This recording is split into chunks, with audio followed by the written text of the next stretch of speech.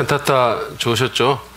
네, 우리 황미선 집사님이 수고 많이 하셨고, 우리 또 함께 그 악단들, 우리 찬양팀과 우리 악기 하시는 모든 분들이 연습 많이 하시고 수고 많이 하셨습니다. 그래서 만나시거든 격려해 주세요. 좋았다고, 잘했다고 좀 이렇게 얘기를 해주시기 바랍니다. 네. 아까 찬송할 때 보니까 여러분들이 이렇게 한국 끝날 때마다 이렇게 박수 쳐주고 뭐 이러니까 그게 되게 좋더라고요. 1부 때는 싸늘했거든요. 2부 때는 역시 좋았어요. 들으면서 저도 내가 설교할 때도 저렇게 좀 중간중간에 이렇게 해주면 참 좋겠다 이런 생각도 들었고, 뭐 결코 그렇게 안 하시겠지만, 네.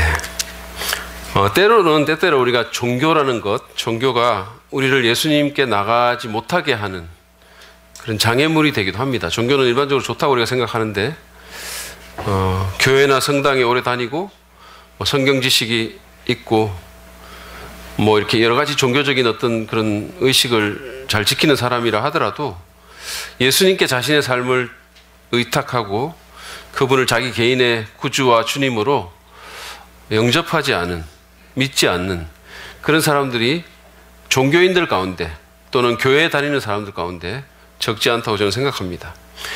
요한 웨슬리가 젊은 시절에 그 대표적인 예라고 볼 수 있습니다. 이분은 감리교 창시자로 너무 유명하게 알려져 있고 너무 주님을 위해서 큰 일을 한 사람이지만, 젊은 시절에 사실은 이 요한 웨슬리가 목회자 가정에서 태어난 목사님 아들이에요. 성공의 목사님 아들로서 아주 종교적인 교육을 잘 받으면서 컸고, 옥스퍼드 대학에 다니던 시절에는 그 성경 공부 그룹을 인도할 정도로 성경적인 지식이 있었습니다. 그리고 그 당시에 식민지였던 미국에 선교사로 갈 만큼 종교적인 열정도 뛰어났는데, 그러나 그는 구원의 확신도 없었고 예수님께 자신의 삶을 드리고 영접한 적도 없었습니다. 복음을 그러니까 실질적으로는 안 믿었던 거죠. 예수님께 정말 가까이 있었는데 그러나 정말 예수님과 관계는 없었어요. 인격적인 생명력 있는 그런 관계가 없었습니다. 그냥 교회 다니는 열심히 있는 종교인이었어요. 우리에게 보다 더 익숙한 예를 하나 들자면 박진영 씨라는 연예인을 들 수 있습니다. 이분은 한 3년 전쯤인가 그 놀 만큼 놀아봤으라는 곡을 발표하면서 그 비슷한 이 종교적인 뉘앙스가 있는 곡들을 발표하면서 자신의 관심을 종교로 이렇게 돌렸어요. 자기 안에 돈도 엄청 번 사람이잖아요. 돈으로도 또 명성으로도 뭐 심지어는 그 봉사활동 이런 걸로도 채워지지 않는 뭔가가 있다는 것을 자기가 깨닫게 된 거죠. 그러면서 자기 존재의 진정한 이유를 알고 싶다. 내 존재의 목적, 내 존재의 이유를 알고 싶다라는 그런 얘기를 그거는 방송에 나와서 이렇게 해가지고 전국적으로 굉장히 화제가 되기도 했었습니다. 그러면서 그는 그것을 알기 위해서 종교 쪽으로 관심을 돌리고 다른 종교적인 경전과 함께 뭐 불교의 불경이라든지 뭐 꾸란이라든지 이런 것과 함께 성경을 읽었어요. 성경을 열심히 공부했습니다. 그리고 성지인 예루살렘까지도 가기도 했었어요. 그런데 제가 알기로 그는 아직까지 그리스도인이 아닙니다. 예수님께 아주 가까이 갔지만 그러나 예수님을 나의 주 나의 하나님으로 고백한 적이 없고 영접한 적이 아직까지 없는 그런 상태에 있는 걸로 제가 알고 있습니다. 그래서 그 마음속에 예수님이 살아있지 않는 거죠. 첫 번째 크리스마스를 묘사하는 이 마태복음 2장 1절부터 6절의 이 얘기 속에서도 그런 사람들이 나옵니다. 그들은 종교적이었고 성경 지식도 많았고 남들로부터도 굉장히 이렇게 경건하다고 평가를 받고, 그리고 지리적으로도 예수님께 가까이 있었는데 그 당시에 예수님을 믿지도 찾지도 영접하지도 않았습니다. 먼저 본문의 내용을 잠깐 살펴보고 얘기를 진행하도록 할게요. 본문 1절을 보면 헤롯 왕 때에 예수께서 유대 베들레헴에서 나셨다라고 말을 합니다. 많은 사람들이 이렇게 그 예수님을 무슨 당군처럼 신화적인 인물로 생각하는 사람들이 있습니다. 그런데 예수님은 분명한 역사적인 인물입니다. 그는 탄생과 사망 시점이 분명해요. 그리고 우리가 믿기로는 부활 시점도 굉장히 분명한 역사적인 인물입니다. 이 예수님은 시저 아우구스투스가 로마의 황제였던 시절에, 그리고 헤롯 대왕이라는 사람이 이스라엘의 분봉왕으로 이스라엘을 다스리던 시절에, 여러분 성경에 보면 헤롯이라는 이름이 여러 개 나와요. 헤롯 왕이 여러 사람이 있습니다. 그 원조예요, 이 사람이. 헤롯 대왕. 그 후에 나오는 무슨 요한을 죽인 헤롯, 이런 다 그 자식들이고, 이게 원조입니다. 원조인데 굉장한 권력을 갖고 있었고 권력의 화신이었었어요.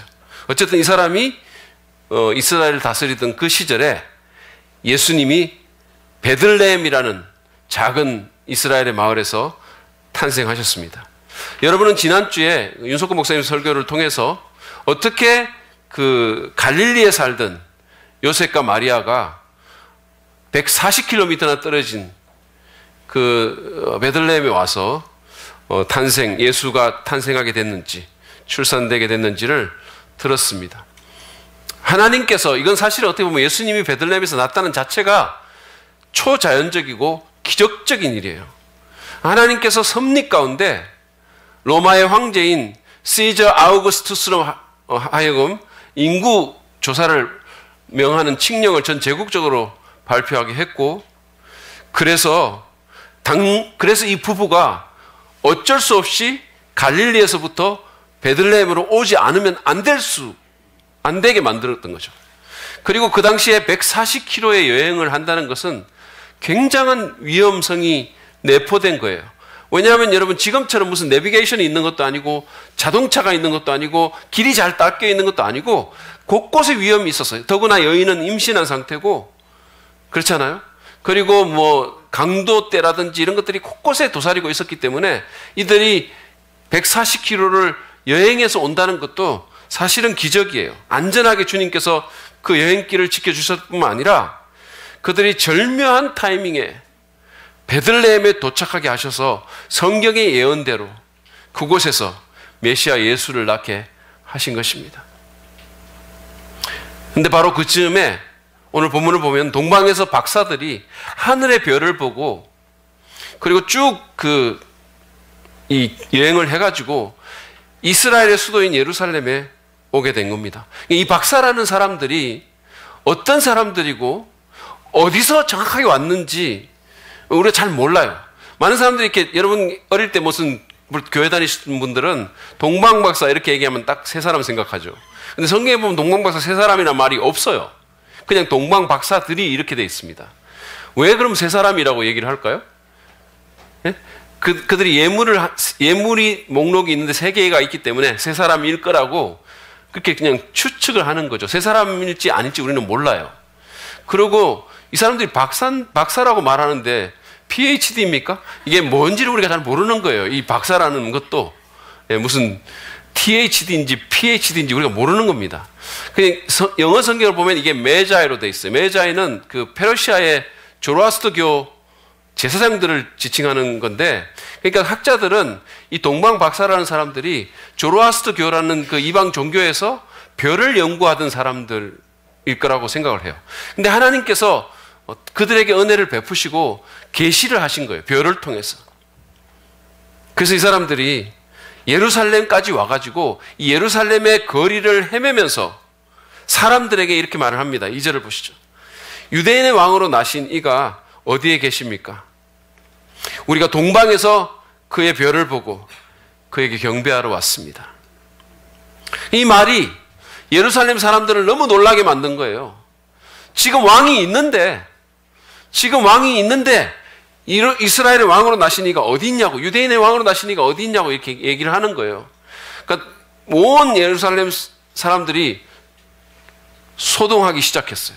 그리고 이것이 마침내 헤롯의 귀에까지 들어갔습니다. 헤롯이 얼마나 당황했을까요? 자기가 지금 왕인데, 자기가 이렇게 권력을 잡아가지고 나이가 많거든요. 70도 넘었습니다. 그래가지고 그냥 이 권력을 지키기 위해서 자기 자식도 죽이고 부인도 죽이고 이러고 왔는데, 아니 그런데 무슨 유대인의 왕으로 난 사람이 있다고 하니까 그가 얼마나 놀랬겠어요? 얼마나 당황했겠습니까? 우리 윤석호 목사님하고 저를 이렇게 잘 모르는 분들이 가끔씩 이렇게 보면 저를 전도사 취급을 하고 윤 목사님을 담임 목사인 줄 알고 이렇게 하는 경우가 있어요. 그러면 우리 둘 다 당황합니다. 상당히 놀랍죠. 예, 당황합니다. 이 헤롯 같은 사람에게 이게 얼마나 충격적인 뉴스일까요? 아들을 세 신가를 죽였어요. 이 권자를 지키기 위해서. 그래서 사람들이 헤롯의 아들로 태어나는 것보다는 개로 나는 게 낫다고 이렇게 얘기할 정도였어요.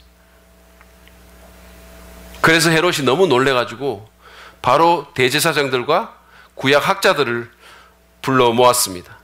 그리고는 그리스도, 즉 메시아가 어디서 태어날지를 물었어요. 아니 그 사람들이 어떻게 알 거냐고 이걸 묻습니까? 근데 이들이 조금의 주저도 없이 대답합니다. 베들레헴이라고 대답을 해요. 어떻게 이렇게 대답한 줄 아십니까? 그것은 예수님이 탄생하기 700년 전에 이미 구약의 예언에 메시아가 베들레헴에서 탄생할 것이라고 예언되어 있기 때문이에요. 미가서 5장 2절입니다. 나중에 의심되시면 집에 5절 6절에 그 대답이 나와 있습니다. 보시죠. 그들이 왕에게 말하였다. 유대 베들레헴입니다. 딱 대답하는 거예요. 예언자가 이렇게 기록하여 놓았습니다. 예언자는 미가를 얘기해요. 그리고는 그 미가서를 인용합니다. 너 유대 땅에 있는 베들레헴이야. 너는 유대 고을 가운데서 아주 작지가 않다. 너에게서 통치자가 나올 것이니 그가 내 백성 이스라엘을 다스릴 것이다. 그러니까 베들레헴은 굉장히 작은 동네거든요. 굉장히 인구가 작은 동네인데 그게 결코 작지 않다는 거예요. 왜? 메시아가 거기서 나온다는 겁니다. 영원한 통치자가 나온다는 거죠. 그래서 그들이 이렇게 대답을 합니다. 그러니까 이 사람들은, 이 성경학자들은, 이 대제사장들은 메시아가 베들레헴이라는 곳에서 탄생할 줄 알았어요. 그래서 바로 대답한 겁니다. 조금의 망설임도 없이. 그렇게 정답을 말한 후에 그들은 각각 성전이나 또는 자기 집으로 돌아갔어요. 마치 그게 아무 일도 아니라는 듯이. 여러분 이거 너무 이상하지 않으세요? 이상하지 않군요. 이거 너무 이상한 거예요. 여러분 그들은 예수님이 메시아가 베들레헴에서 날 줄을 알았고 지금 당시에 그 유대 사람들은 메시아 대망 사상에 젖어 있었어요. 거의 모든 사람들이 메시아가 오기를 간절히 기대하고 있었습니다. 이때가 메시아가 올 때가 아닌가 모두가 그렇게 생각하고 있었어요. 그런 상황 가운데 외국에서 온 범상치 않은 모습의 사람들이 그의 별을 보았다고 얘기를 하고 그 계시를 받았다는 거 아닙니까? 그의 별을 보았다고 말을 하고 유대인의 왕으로 나신 이가 어디에 있냐고 묻기까지 했습니다. 그런데도 이 종교 지도자들은 그 답을 알면서도 베들레헴에 한번 가보지조차 않았어요. 너무 이상하지 않습니까? 그들은 왜 거기에 가지 않았을까요? 왜 그랬을까요? 만약에 이게 사실이면 엄청난 일인데, 만약에 이게 사실이면 이스라엘이 완전히 뒤집어지는 일인데, 그들의 운명이 완전히 바뀔 일인데, 그들은 왜 거기까지 한번 가볼 생각조차 안 했을까요? 너무 멀어서 그럴까요? 아닙니다. 여러분, 그 지도를 보시면, 이게 지금, 어디가 베들레헴이냐 하면, 여기가 예루살렘이잖아요? 그들이 있던데요. 그 밑에가 바로 베들레헴이에요. 그러니까 이거는 지리적으로 한 10km 정도밖에 떨어지지 않았어요. 그러니까 지금 우리 지역으로 하면 3번에서 가천 정도? 그 정도예요. 그러니까 차로 가면 한 15분만 하면 갈 수 있는 거리입니다. 예. 뭐 우리 이정근 집사님이나 한강동 집사님 몰면 10분 안에 갈 수도 있어요. 굉장히 가까운 거리예요. 그 당시에는 차가 없었으니까 그럼 걸어간다 하더라도 한나절이면 걸어갈 수 있어요. 배명 집사님이 걸어가면 훨씬 더 빨리 갈 수 있어요. 성경에 대해서 아무것도 모르는 이방 사람들이 그렇게 먼 길을, 만약에 이게 페르시아라면 무지하게 먼 거잖아요.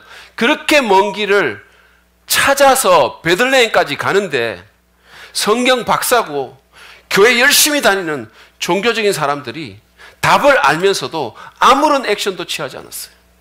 왜 그랬을까요? 저는 그들의 종교가 그들을 영적으로 냉담하게 만들어서 그런 일이 일어났다고 생각합니다. 그들의 지식이 그들을 교만하게 만들고 그들의 종교적인 행위가 그들로 하여금 하나님 앞에 공로의식을 갖게 했고 자기들에게 거짓 안전을 조작한 거예요. 조장한 겁니다. 괜찮겠거니 메시아가 무슨 상관이람? 예전에 거리 전도를 할 때 지나가는 사람들에게 예수님 믿으십니까? 이렇게 물어보면요, 나 교회 장로요, 이렇게 대답하는 분이 있어요. 그러면 아, 장로님이시군요. 장로님이 예수님 믿으십니까? 이렇게 묻잖아요. 나 장로라니까? 그래서 화를 내는 거예요. 막 무지하게 화를 내는 분들이 있어요. 아니, 그게 그렇게 화를 낼 일입니까? 예수 믿으십니까? 이렇게 질문을 하면 예, 믿습니다. 아, 추운데 참 수고 많으시네, 이렇게 대답하는 게 정상 아닙니까? 근데 예수 믿으십니까? 이렇게 물으면 거기서 왜 장로가 나옵니까? 그리고 왜 화는 내십니까? 그게 그렇게 불쾌한 질문인가요? 종교는 사람들을 교만하게 만들고 영적으로 냉담하게 하고 우리의 영혼을 죽이는 경향이 있어요. 본문의 이 사람들은 자기들의 성경 지식이나 종교 활동에 가치를 부여하면서 스스로 만족했던 겁니다. 그들에게는 그렇기 때문에 구주에 대한 사모함이나 간절함이 없었어요. 자기가 구원받아야 된다고 그 필요성조차 느끼지 못했던 거예요. 잘하고 있는데 뭐지? 열심히 하고 있는데. 그래서 성경의 예언대로 베들레헴의 메시아가 났다고 하는데도 바로 옆에 붙어 있는 동네에 한번 찾아가 볼 생각조차 하지 않은 겁니다. 예수님과 아주 가까이 있는데 불행히도 그분과는 상관이 없었어요. 그들의 마음속에는 예수님이 없었어요. 여러분은 어떠십니까? 여러분의 종교가 오히려 여러분으로 하여금 예수님을 찾지 않게 만들지는 않습니까? 매주 교회는 왔다 갔다 하는데 예수님이 베들레헴에서 났다는 것도 알고 뭐 성경도 가끔씩 읽고 기도도 때때로 하는데 교회에서 무슨 교육도 받고 직분도 얻었는데 침례도 받고 교회 회원인데 어떻게 보면 예수님께 참 가까이 있는데, 그런데 정말로 여러분 예수님과 함께 있습니까? 여러분 예수님 찾아서 그분께 나아간 적이 있으십니까? 아니면 그저 늘 하던 대로 내가 정한 선 안에서 종교 활동하면서 정말 구주의 필요성도 잘 못 느끼고 살고 있지는 않습니까? 구원받아야 될 필요성조차 느끼지 못하고 있지는 않습니까? 가까이 있는 것으로 인격적인 관계를 대체하지는 않으십니까? 하나님이 주시는 최고의 선물인 예수 그리스도를 정말로 내 마음과 내 삶 가운데 모셔드렸습니까? 아니면 그분이 그냥 조금 가까이 있는 것 같은 그런 생각만 하고 있습니까? 그분이 여러분의 마음에 정말로 탄생한 적이 있으십니까? 진정한 크리스마스가 여러분에게 이루어지셨나요? 이미 예수님이 내 마음의 구유에 탄생한 적이 있는 분들에게 제가 묻습니다. 여러분은 영적으로 냉담해지지 않으셨습니까? 나도 모르는 사이에 종교가 예수님을 대체한 것은 아닙니까? 예수님에 대한 기쁨과 열정과 간절함이, 사모함이 있으십니까? 정말 동방박사가 그랬던 것처럼 그분을 간절히 찾고 그분 앞에 무릎 꿇으며 큰 기쁨으로 예배 드리십니까? 귀한 것을 내가 드리면서 나의 왕이라고 고백하십니까? 아니면 그냥 늘 익숙해진 그 루틴을 반복하면서 스스로 위안을 삼고 내 마음은 싸늘한데 내 안에 예수님이 살아계시지 않는 것 같은데 그러려니 하고 그냥 살고 계시지는 않으십니까? 만약에 그렇다면 이 성탄절에 다시 한번 예수님 바라보고 주님이 내 마음속에 살아있게 해달라고 기도하시기 바랍니다. 첫사랑을 회복시켜달라고, 내가 정말로 그 예수님을 왕으로 고백하고 경배하기 원한다고 그렇게 결단하는 시간 되기 바랍니다. 제가 말씀을 마무리하면서 몇 해 전에 그 제스 무디라는 전도자가 존 F 케네디 미국 대통령의 어머니인 로즈 케네디를 만났던 얘기를 잠깐 나누려고 합니다.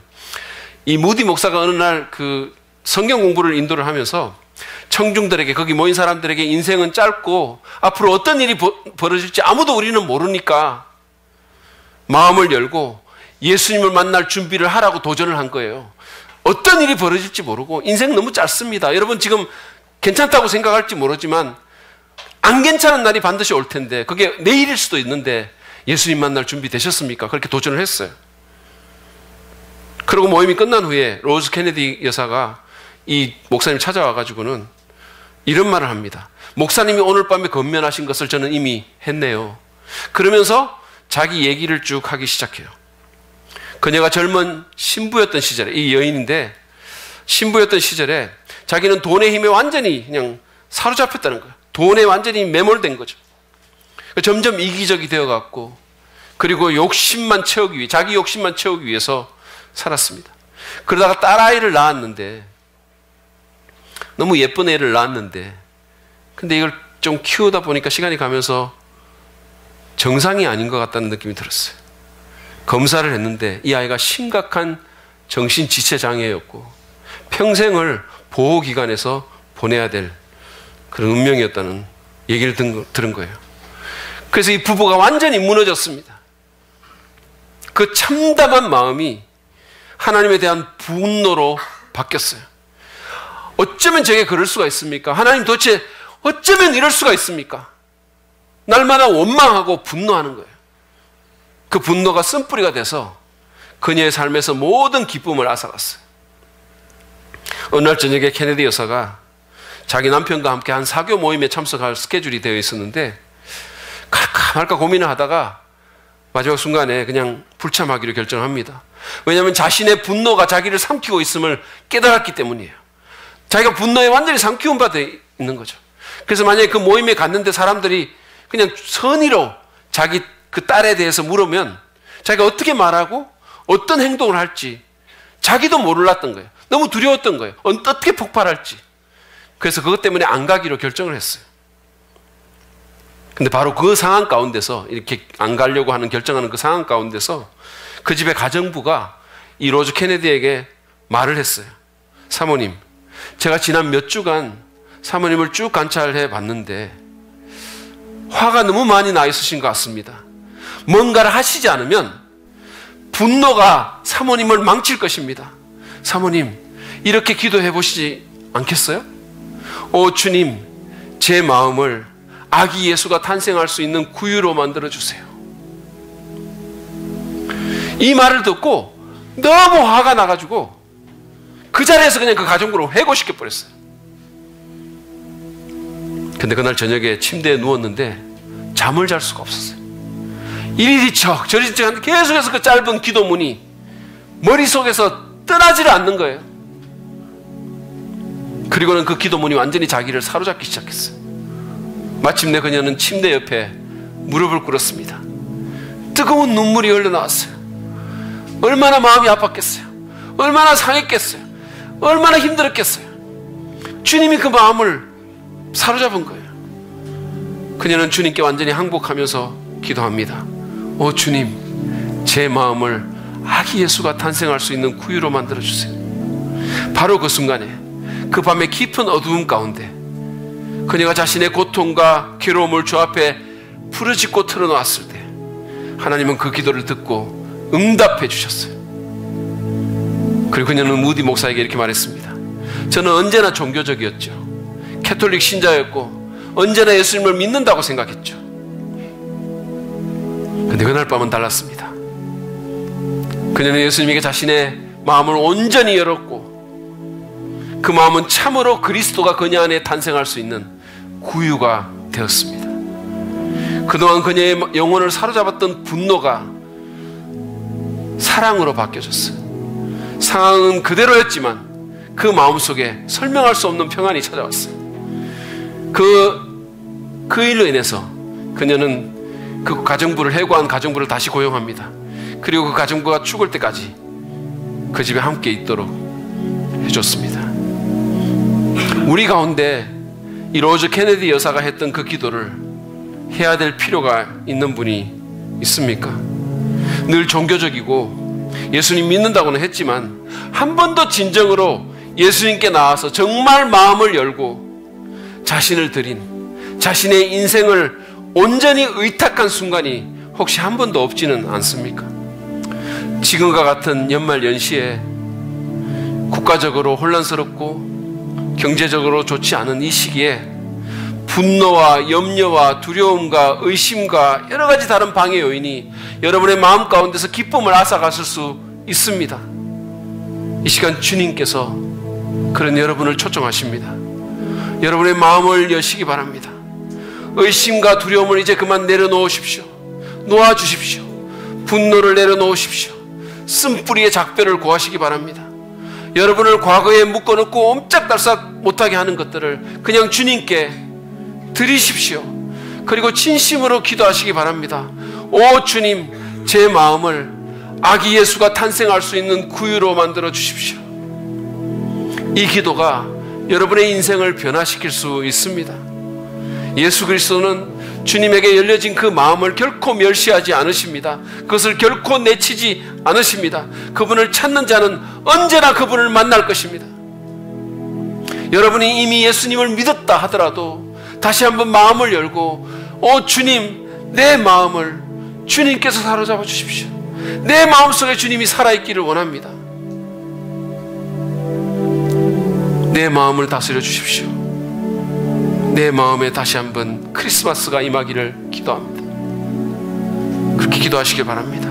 그러면 그분이 여러분의 마음을 사로잡고 여러분의 왕이 돼서 이 혼란하고 불안하고 어려운 시기를 인도해 주실 것입니다.